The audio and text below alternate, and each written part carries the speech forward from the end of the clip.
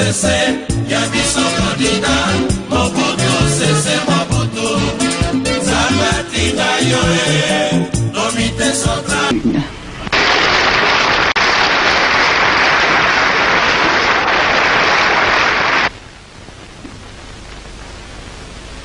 Monsieur le Président,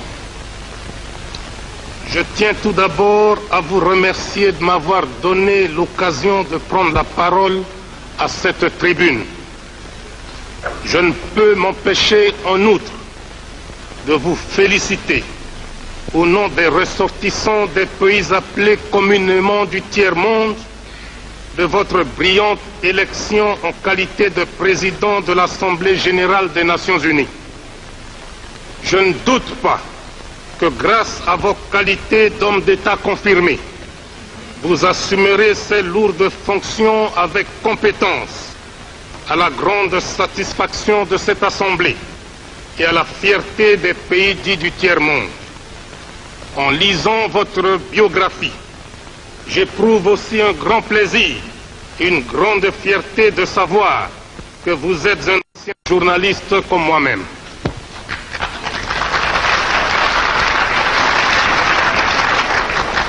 Monsieur le Président, Monsieur le Secrétaire général, Messieurs les ministres des Affaires étrangères et chefs de délégation, distingués invités, Mesdames, Messieurs, le peuple zaïrois, regroupé tout entier au sein du mouvement populaire de la Révolution, notre parti national, m'a chargé de présenter, à travers cette auguste assemblée, les remerciements des citoyennes zaïroises et des citoyens zaïrois à l'Organisation des Nations Unies. Si une infime minorité des pays membres de cette organisation avait refusé de participer à l'opération Congo à l'époque, la grande majorité a cependant mis spontanément des troupes à sa disposition ou est intervenue financièrement pour cette opération, ce qui a permis de maintenir la paix, l'unité et l'intégrité du territoire national. Aux uns et aux autres, à travers l'Organisation des Nations Unies, le Zaïre dit grand merci.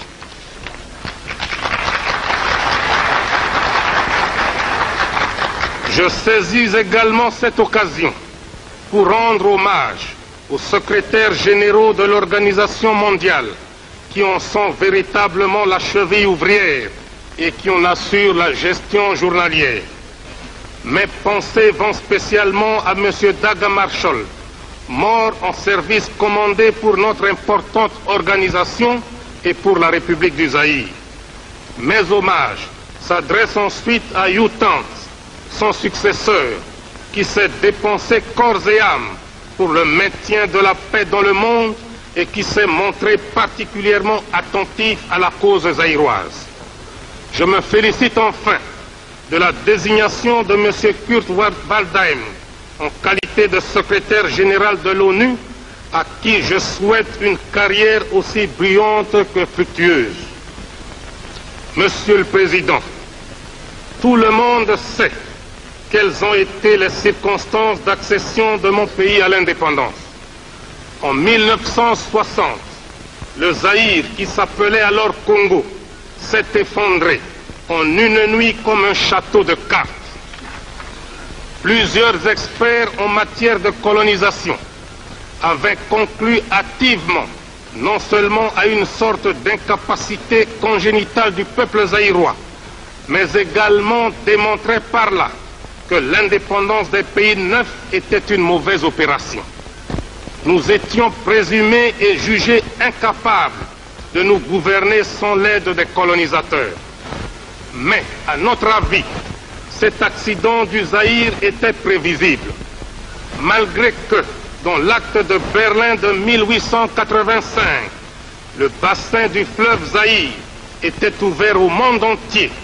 De plus, à l'accession du Zaïre à l'indépendance, mon pays, 80 fois plus grand que son ancienne métropole, comptait moins de 10 cadres nationaux ayant terminé leurs études universitaires, et dont l'administration, l'armée, le secteur privé il n'y avait pas un seul cadre zaïrois.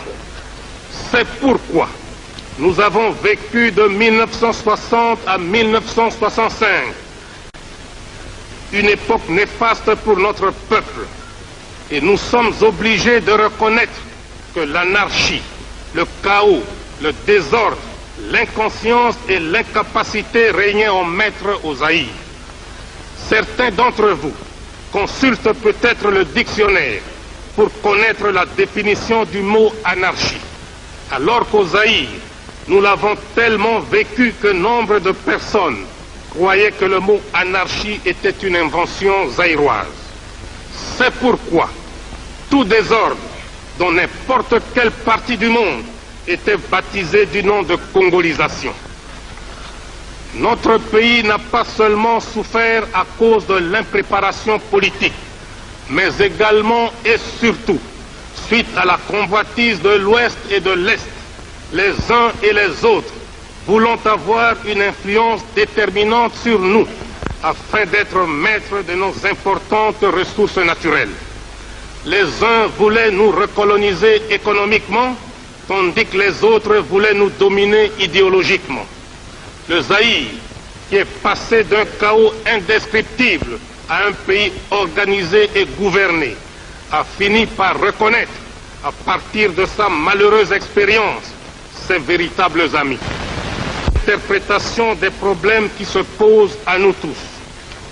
Nous commencerons d'abord par notre propre continent, l'Afrique. Car l'Afrique reste aujourd'hui le seul continent où se pratique encore la colonisation, la ségrégation raciale, l'apartheid et le mépris de l'homme à cause de la pigmentation de la peau. L'Afrique est un continent qui a subi les plus grandes humiliations de l'histoire.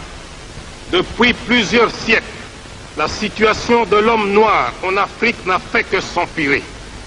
Sous prétexte qu'ils étaient venus en Afrique pour nous civiliser, les premiers blancs, pionniers de cette civilisation, commencèrent par vider nos pays respectifs de leurs substances fondamentales, notamment dans la pratique honteuse du commerce des esclaves. Et déjà à cette époque, les chefs de file étaient des Portugais. Nos ancêtres n'étaient pas considérés comme des hommes, ni même comme des êtres qui ont l'intelligence et les sentiments, mais comme des amas de muscles à qui on demandait des efforts mécaniques, comme on en demande au cheval, au buffle, à l'âne ou au bœuf. L'esclavagisme continuera jusqu'à prendre, au XIXe siècle, des allures d'une véritable catastrophe continentale. Et pour se justifier, ces colonialistes et ces esclavagistes nous opposèrent à nos frères arabes, affirmant leur rôle dans l'esclavagisme. Ils font semblant d'oublier que ces derniers n'étaient que des courtiers et des commissionnaires, car la traite des Noirs était faite au seul profit des Blancs. Les pays colonialistes d'Europe ont d'ailleurs vite compris l'adage qui dit, je cite, « On n'est jamais mieux servi que par soi-même ». Fin de citation. C'est ainsi qu'en 1885, les grands négriers de l'époque se rencontrèrent à Berlin et dépecèrent comme des vautours le continent africain.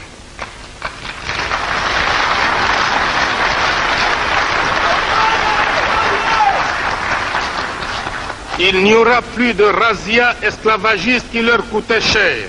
Il n'y aura plus d'occupation désordonnée, mais une occupation préméditée et organisée. L'exploitation des Noirs n'est plus sporadique, mais elle devient systématique, permanente et définitive par l'appropriation pure et simple des territoires d'Afrique par ces négriers. Le Noir n'a plus à échapper au razzia, car il perd tout simplement ses droits, sa patrie et sa liberté. Le processus de déshumanisation commence. Le Noir doit abandonner sa personnalité, ses structures mentales et sociales, en un mot, son authenticité. Des arguments pseudo-scientifiques ne manquèrent pas pour justifier cette entreprise de déshumanisation tout en traitant le Noir d'être inférieur. Car, disait-il, le colonisateur blanc était différent du colonisé noir, donc le blanc était supérieur au noir. Et pour perpétuer l'exploitation de l'homme noir par l'homme blanc, les colonisateurs se mirent à liquider systématiquement les traditions africaines, les langues africaines, la culture africaine.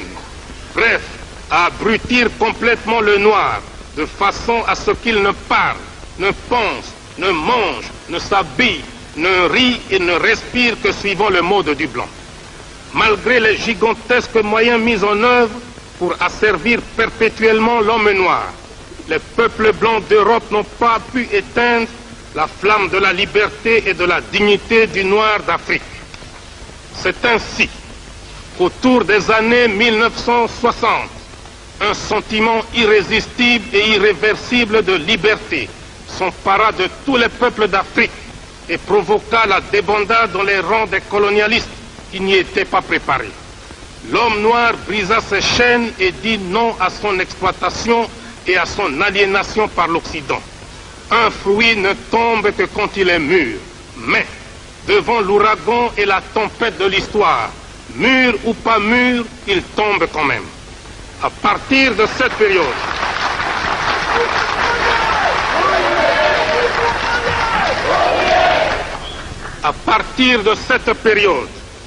nous croyions que tous les colonialistes avaient fini par comprendre l'irréversibilité de l'histoire. Mais l'expérience actuelle montre que l'Afrique n'est pas encore au bout de ses peines, car les colonialistes livrent encore le combat d'arrière-garde. En effet, des mercenaires blancs, payés par certains pays, avaient cherché à reconquérir même certains pays déjà indépendants. C'est le cas de la République démocratique du Soudan, de la République fédérale du Nigeria et de celui de mon pays, le Zaïre. Dans la ville de Bukavu, à l'est du Zaïre, un mercenaire blanc venu d'Europe s'était proclamé sans rire président de la République du Zaïre. Si un noir l'avait fait en Europe, on l'aurait pris pour un humoriste de mauvais goût, un détraqué mental. Mais, puisque c'était un blanc qui le faisait en Afrique, les colonialistes avaient mobilisé la presse, la radio et la télévision pour les mettre à son entière disposition, non seulement pour lui faire la publicité, mais aussi pour ridiculiser le chef de l'État du Zaïre que je suis, pourtant incontesté aussi bien dans les limites du territoire national que dans tous les pays représentés ici. Une telle provocation est pour moi une insulte intolérable que je ne peux pardonner. Au moment où je vous parle, la situation anachronique qui prévaut actuellement en Angola, en Rhodésie, au Mozambique, en Namibie, en Afrique du Sud, est impensable sans un soutien réel de certaines puissances occultes. Comment peut-on expliquer qu'un pays comme le Portugal puisse avoir la force de contrôler des grands territoires comme l'Angola, le Mozambique, s'il n'était pas soutenu par des puissances plus puissantes que lui? En effet, le Portugal est un pays économiquement, socialement et culturellement sous-développé, sans démocratie.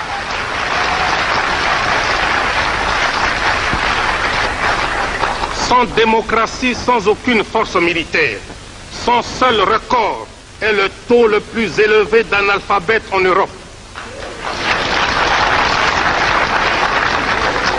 Sa force et son arrogance lui viennent tout droit de son appartenance à l'OTAN, car ce pays avec ses colonies est nécessaire stratégiquement pour cette organisation militaire.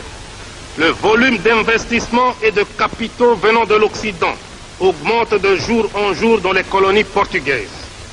La construction du barrage de Cabora Bassa, qui servira à alimenter en grande partie la République sud-africaine, montre sans équivoque que les puissances intéressées s'opposeront toujours à la libération et à l'indépendance des pays précités. D'ailleurs, le ministre de l'Intérieur et de l'Information, le docteur Connie Mulder, a récemment déclaré que la République sud-africaine était prête à apporter son soutien militaire à tous les pays d'Afrique australe, y compris le Mozambique et les autres territoires portugais, pour combattre ce qu'il appelle le terrorisme. Entendez la lutte héroïque des nationalistes africains.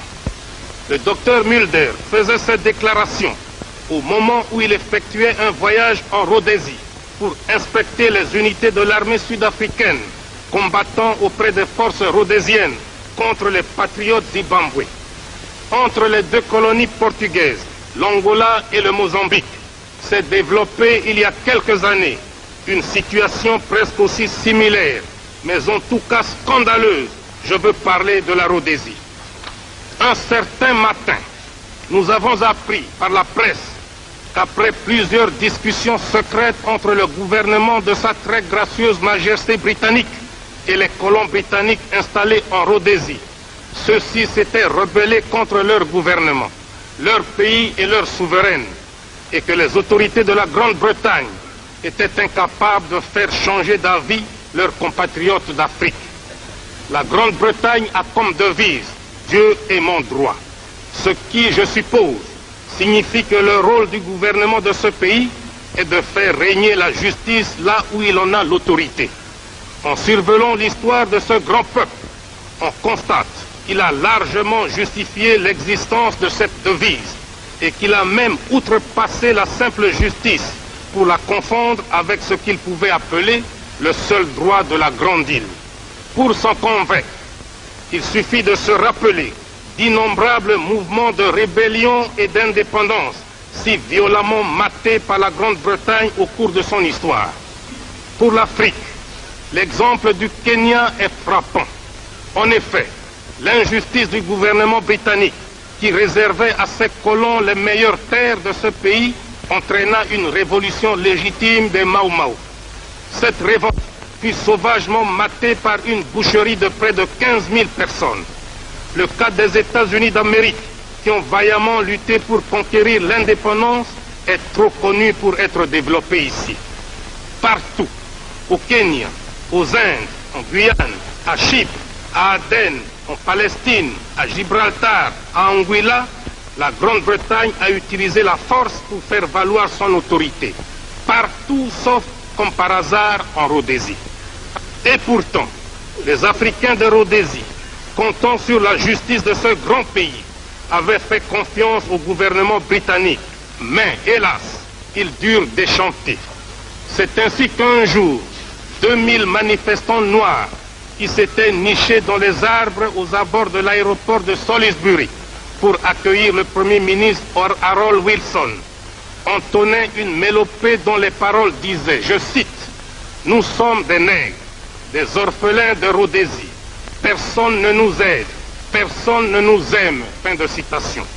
Les policiers blancs répondaient, je cite, « Laissez donc ces damnés saints, laissez-les remonter d'où ils viennent. » Fin de citation. Voilà pourquoi nous dénonçons le racisme. Il est prémédité, il est ignoble, il est inhumain. On a souvent parlé de sanctions économiques pour réduire la sécession en Rhodésie. Mais en réalité, la Grande-Bretagne protège son ami de l'OTAN, le Portugal. Et celui-ci protège à son tour ses amis colons britanniques de Rhodésie. Et ils arrivent paradoxalement, non pas à décourager les sécessionnistes, mais à asphyxier un pays indépendant, je cite la Zambie. La Grande-Bretagne, qui se considère comme le pays le plus traditionnellement démocratique, défenseur des libertés fondamentales et des droits légitimes de l'homme, accepte, tolère et implicitement soutient ces 200 000 sujets rebelles qui, contrairement aux règles élémentaires de la démocratie, maintiennent encore dans l'esclavage 4 millions de Noirs. La situation des territoires portugais et britanniques se prolonge jusqu'en Afrique du Sud. Ce pays est le seul sur cette terre des hommes où les Blancs ont élevé la ségrégation au niveau d'institutions. Et le terme apartheid n'existerait pas dans le langage humain si les Blancs n'étaient pas en Afrique du Sud. Au lieu d'être logiques avec eux-mêmes, en laissant les Blancs et les Noirs séparés, chaque groupe se développant de sa manière, les Blancs poussent leur barbarie en exploitant l'homme noir comme du temps de l'esclavagisme suranné. C'est ainsi que grâce à une main-d'œuvre quasi gratuite, 420 000 Noirs extraient à la main les 2/3 de la production mondiale de l'or au profit des Blancs. Et ces Noirs d'Afrique du Sud, n'ayant ni droit de grève, ni droit syndical, ni droit tout court, qui avaient demandé une augmentation dérisoire de leur salaire, tenant compte du cours mondial actuel de l'or, ont été purement, simplement et sauvagement abattus par les autorités sud-africaines. La République sud-africaine nargue l'Organisation des Nations Unies depuis plus de 20 ans sur le problème de la Namibie. Et la chose la plus grave que les racistes sud-africains font actuellement, c'est la balkanisation de ce grand territoire africain.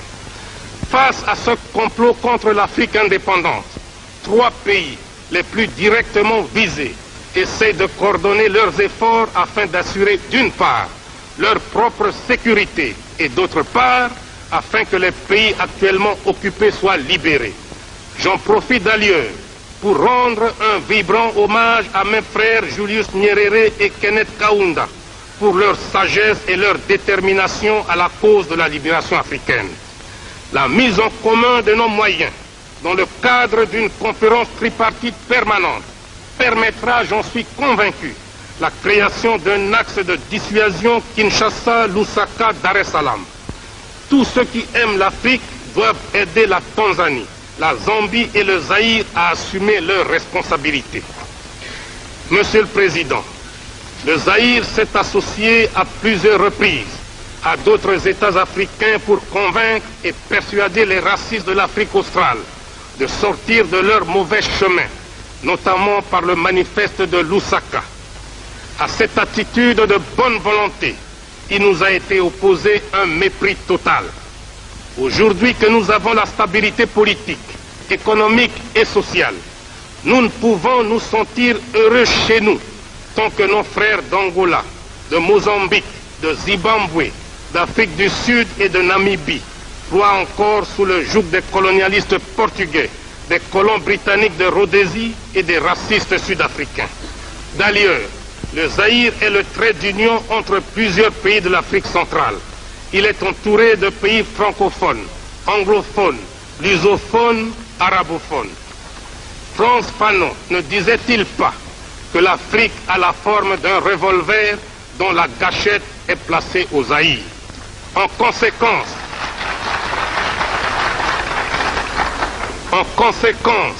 c'est un devoir politique impérieux pour le Zaïre que de donner sa contribution matérielle et militaire à tous ces pays voisins qui sont encore assujettis par les colonialistes de tous bords. Aussi, les filles et les fils du Zaïre m'ont-ils chargé de vous dire qu'à partir de maintenant, le Zaïre tout entier est mobilisé pour combattre tous les racistes et colonialistes de l'Afrique australe. S'il faut mettre le doigt sur la gâchette du revolver Afrique de Frantz Fanon, le Zaïre est prêt à prendre toutes ses responsabilités. Tous les pays.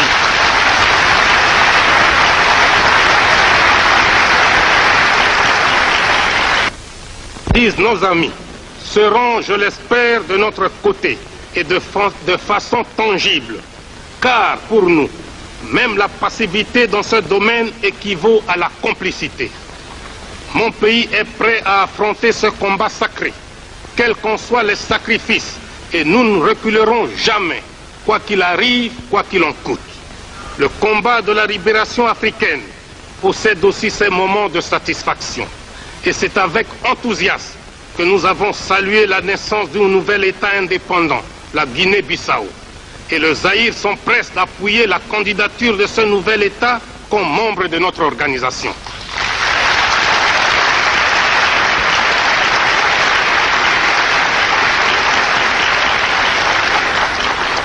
Il est évident que le Portugal se sent diminué par cette nouvelle victoire de l'Afrique, car malgré son appartenance à l'OTAN, malgré la quantité d'armes et de troupes pour maintenir la Guinée-Bissau sous sa coupe, les filles et les fils de ce pays viennent de bouter hors de leur territoire national le colonialiste portugais.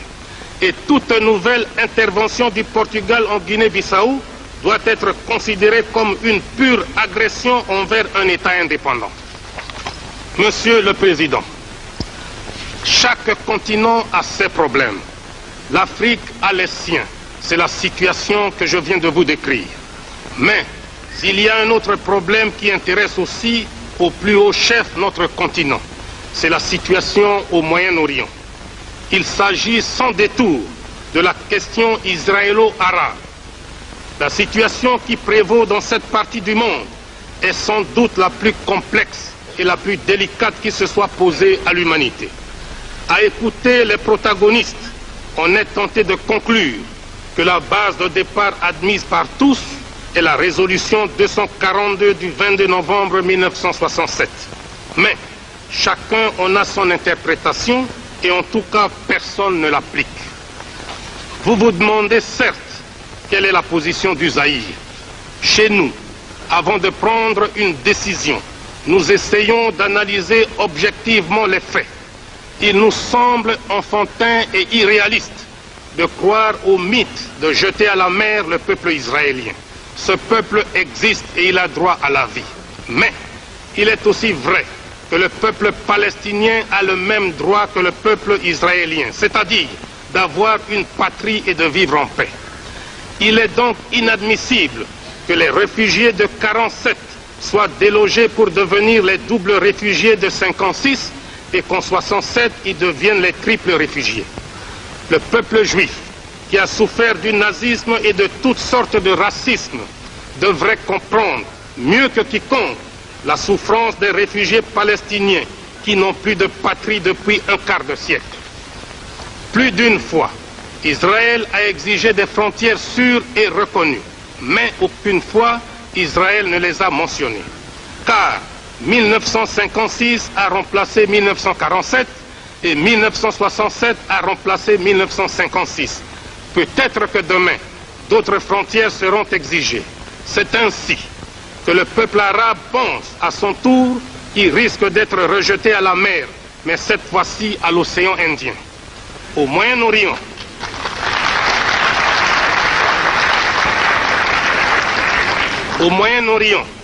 il existe trois sortes de réflexes. Le réflexe de la peur pour le peuple israélien, le réflexe du désespoir pour le peuple palestinien, le réflexe d'humiliation pour le peuple arabe. Voilà, à notre avis, comment le problème est posé.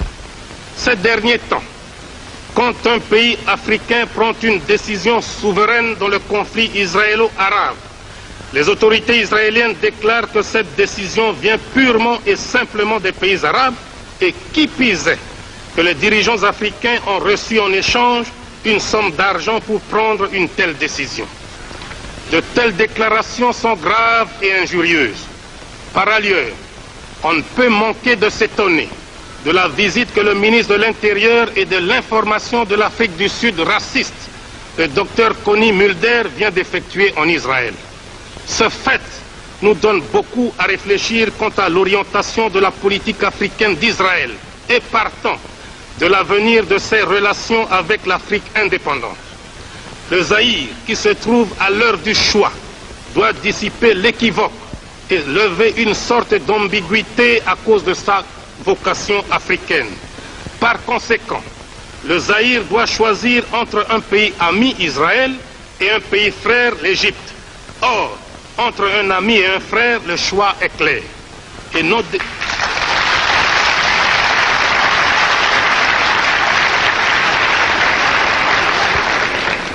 nos décisions sont prises en toute indépendance et en dehors de toute pression. C'est pourquoi, en vertu des prérogatives que me confère l'article 24 de la Constitution de la République du Zaïre, j'annonce à la face du monde la rupture des relations diplomatiques avec Israël.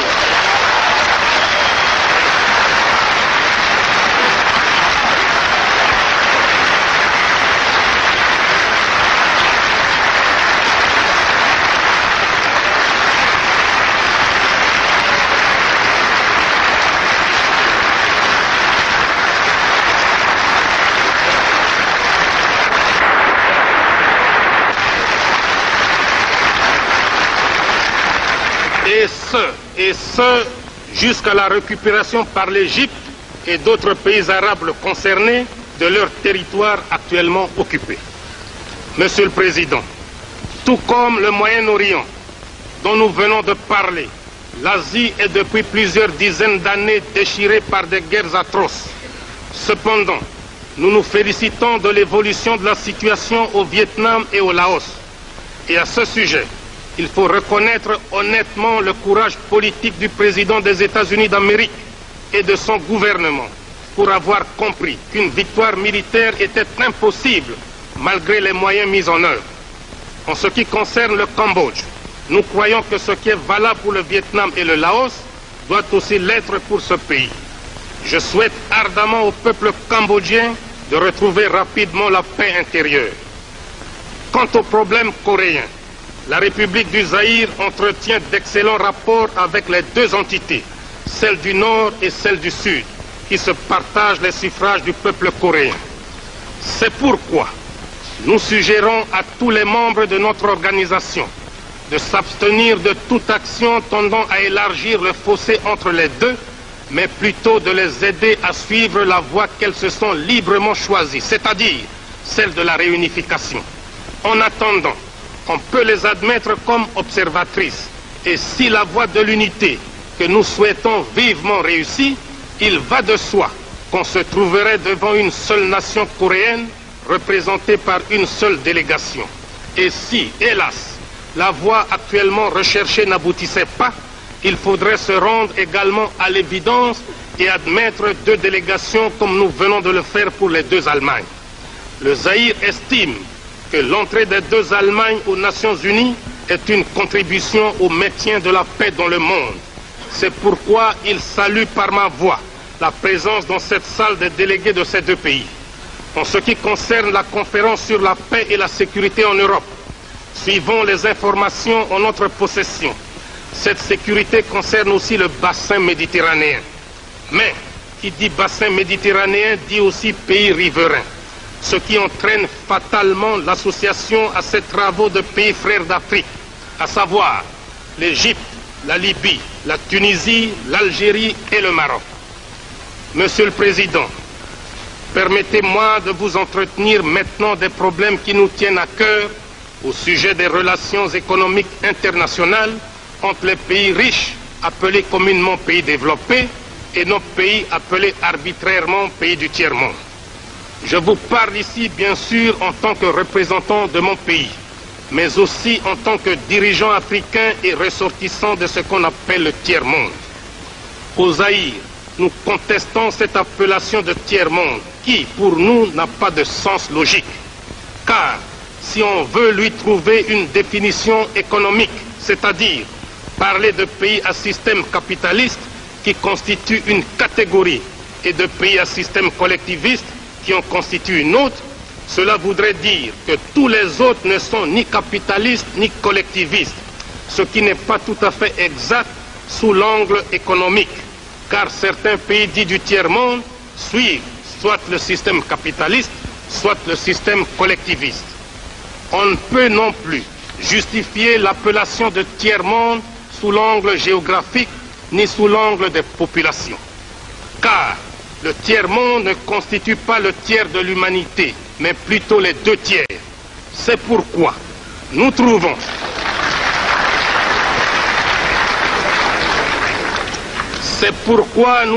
qu'en fait, le terme de tiers-monde s'accompagne d'une idée de mépris. Et par conséquent, cette appellation est surannée.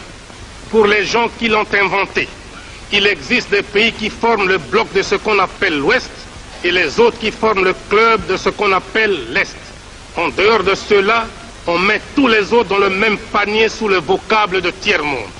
Le mépris qu'éprouvent certains pays colonialistes ne s'arrête pas là, car ils avaient commencé par appeler les pays dits du tiers-monde pays arriérés.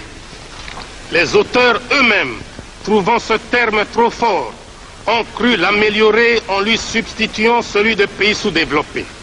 Et maintenant, soi-disant pour éviter des susceptibilités diplomatiques, on nous appelle pays en voie de développement. Au Zaïre, nous nous demandons ce que signifie exactement le développement. Peut-on appeler pays développés des pays qui possèdent un nombre impressionnant de voitures, qui construisent des milliers de kilomètres d'autoroutes, qui polluent les eaux, les mers et l'air? Faut-il appeler pays sous-développés ceux dont les habitants sont pauvres, certes, mais équilibrés, où l'on compte moins de cas de suicide, où il y a moins de meurtres et moins de déséquilibrés et de sadiques.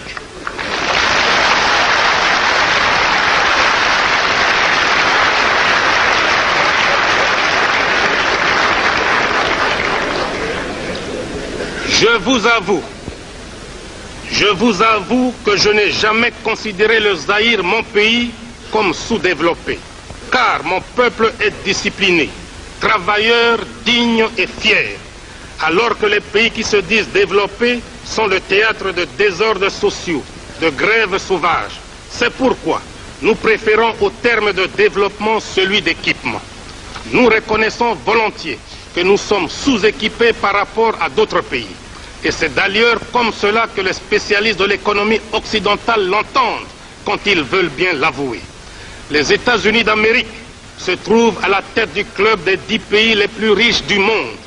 Ils l'ont prouvé en débarquant les premiers un homme sur la Lune.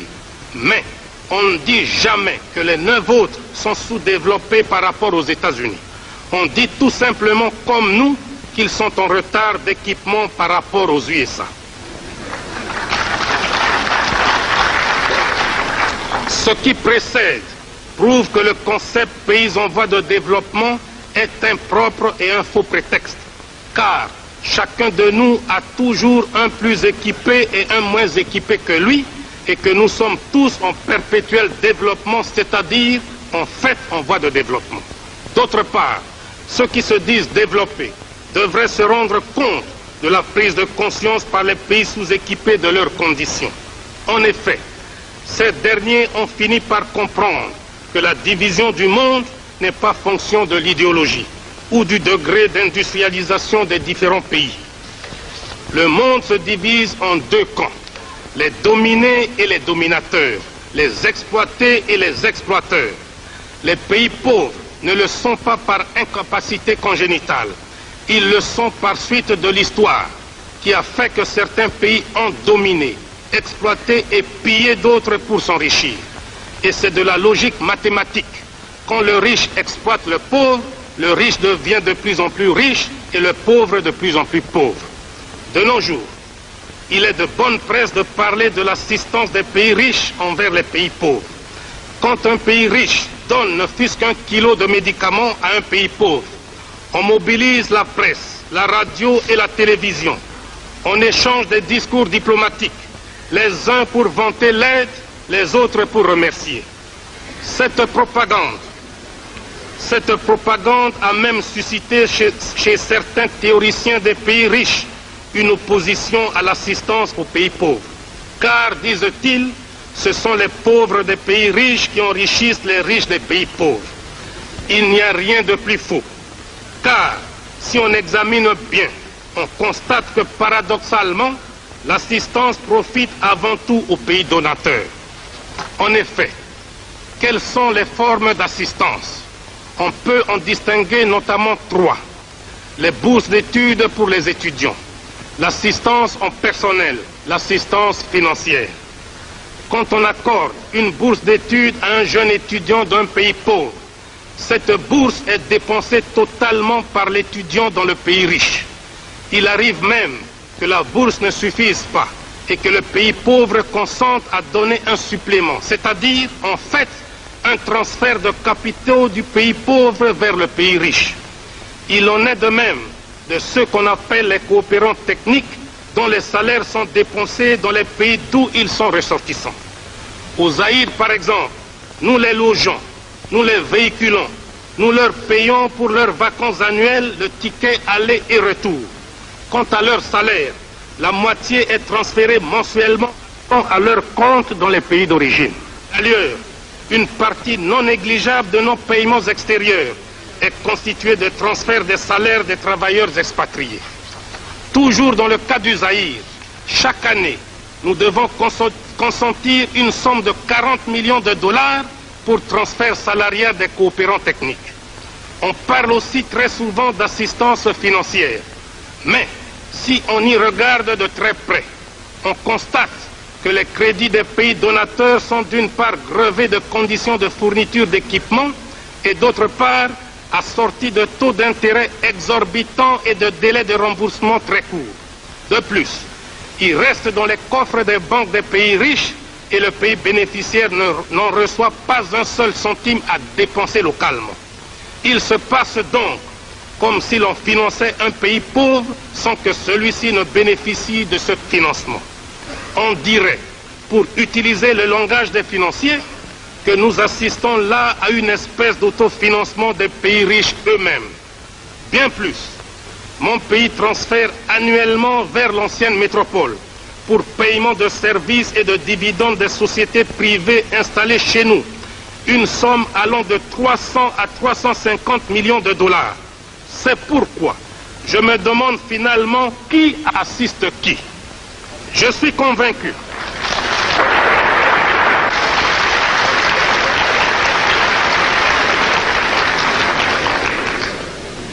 Je suis convaincu que dans ce domaine précis, nous ne parlons pas le même langage.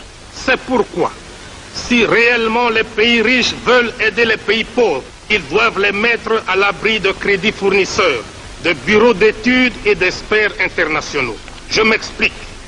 Pour un oui, pour un non, les commerçants sans scrupules de l'Occident nous proposent des crédits fournisseurs tous azimuts. Ils peuvent vous vendre du papier, des cigarettes, de l'eau et même du vent avec soi-disant des facilités de paiement sans tenir compte de l'aggravation de votre endettement extérieur. Les pays riches ne devraient pas seulement se préoccuper d'aider leurs industries à exporter à n'importe quelles conditions, mais ils doivent également tenir compte de la situation financière des pays importateurs. Je vous ai dit tout à l'heure que nous, Zaïrois, nous préférons le terme d'équipement à celui de développement. Il n'y a pas de honte à reconnaître que nous sommes en retard d'équipement par rapport à beaucoup de pays du monde. Cela est dû surtout à un manque de cadres suffisant. Ce déficit en cerveau a créé une catégorie d'individus qu'on appelle les experts. Les 10 experts devraient être appelés pour un travail précis et pour un temps limité, en attendant la formation de leurs homologues. Mais au lieu de se considérer comme des éléments de conjoncture, ils tiennent à s'attacher à leurs fonctions, notamment en travaillant en vase clos, cachant les dossiers pour qu'on ait éternellement besoin d'eux. Quant au bureau d'études, ils sont comme la langue des hommes, la meilleure et la pire des choses. S'il est vrai qu'un bon bureau d'études pour faire une étude utile au pays, il est aussi vrai, hélas, que chaque bureau d'études ne fait pas souvent son travail pour aboutir à une solution, mais pour identifier de multiples problèmes qui suscitent de nouvelles études. Beaucoup de bureaux d'études ne font donc pas leur travail pour solutionner un problème, mais pour se ménager de nouveaux marchés. Si j'émets des critiques sur l'organisation d'assistance technique, ce n'est ni pour le plaisir de le faire, ni que je ne remercie pas sincèrement tous ceux qui ont aidé mon pays à sortir de cette difficulté, mais parce que j'estime qu'il y a d'autres voies plus désintéressées et plus efficaces. Je n'en veux pour preuve que la coopération sino-zaïroise. En effet, depuis le mois de janvier de cette année, le Zaïre vit une expérience unique dans le domaine de la coopération. Il s'agit de l'aide que la Chine consent à mon pays. Aux assistants techniques chinois, nous ne payons pas de billets d'avion et nous n'effectuons aucun transfert salarial dans leur pays d'origine. Les experts chinois adoptent le mode de vie de leurs homologues zaïrois. Le chinois se déplace, loge et se nourrit exactement comme son homologue zaïrois. Dans le domaine de l'assistance financière, la Chine nous a accordé un crédit important à très long terme et sans intérêt. Voilà, à mon avis, un bel exemple à suivre quand on veut aider un pays sous-équipé.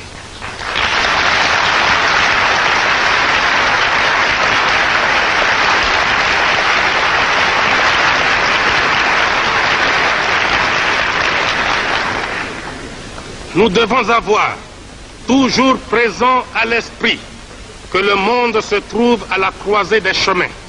Il n'est plus divisé par l'idéologie, même pas tellement par les races ni par la géographie politique, mais par des moyens économiques. Et c'est là que réside aujourd'hui le véritable nœud des relations entre les pays du monde.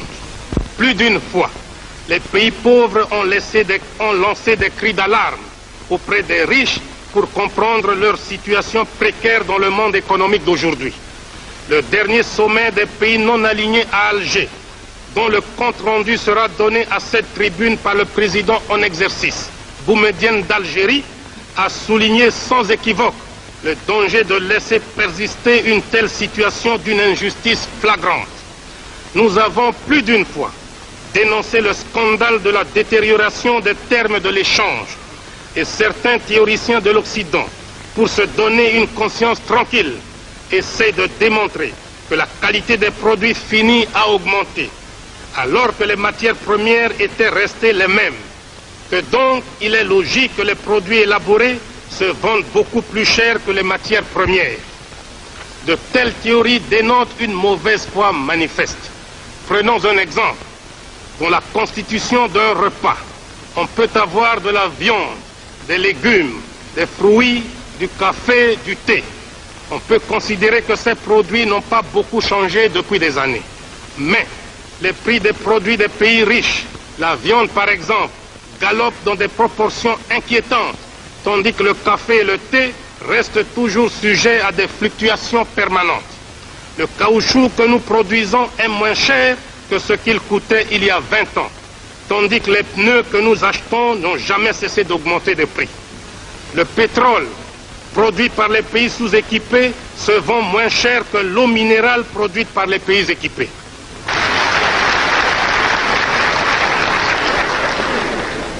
Tout cela a comme conséquence l'amélioration sensible du niveau de vie des pays équipés au détriment des pays sous-équipés. C'est ainsi qu'à titre d'exemple, les paysans des montagnes du Kivu qui cultivent le thé sont toujours pieds nus, alors que les responsables de Lipton qui commercialisent le thé zaïrois se prélassent dans les meilleurs palaces du monde. Je pense que cette injustice vient du fait que les pays riches sont en même temps juges et partis, car ce sont eux et eux seuls qui fixent les prix de nos matières premières et les prix de leurs produits finis. Cette situation est souvent aggravée par la politique des grandes sociétés multinationales qui, quand elles investissent dans un pays donné, elles ne s'intéressent pas à celui-ci, mais uniquement à leur profit. Et quand ces sociétés s'installent chez nous, elles ne créent pas une nouvelle société, mais une dixième, une centième, si pas une millième de leurs filiales.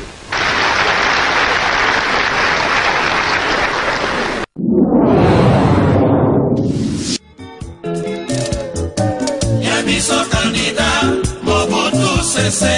Yabiso candidat, Mobutu cessé, Mobutu.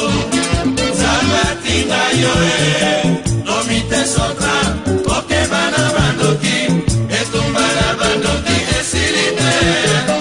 Tamo boko retene candidat Mobutu. Botala na bino na miso, Mobutu. Bandoki basilite. Janvier, Tina, mois de mars.